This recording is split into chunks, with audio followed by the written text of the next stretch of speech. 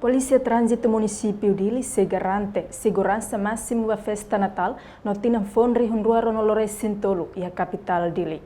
Comandante Trânsito Município Dili, Inspetor Domingos Sarmento Gama, jornalista Sira, terça-feira semana informa.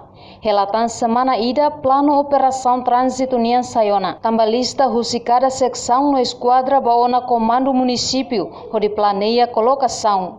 Semana ida baoi e tem plano de operações nem Sayona. E tá na lista cada secção esquadra Sira, a Sayona ba comando município para planeia colocação sai faiba shift rua shift kalang o ka loro nebe parte lista o trânsito ninia ita asai tiano ba comando o de comando fai ba shift rua nebe claro que loro bot na tolo novo te bot tirar tene ba unidade secções sira ou seluk ne cada vez e oportunidade de descanso mas dili ne te bot tirar tene dili ne capital nação então loro bot tirar nessa ne paciência a minha família sira kala ela ato hamutu festeja lorong bot ne mas lá consegue tambah atividade dili compara o município silo lá nessa liu município dili atividade na bita bot sira tem depois ita lá auto ana vai ta área muito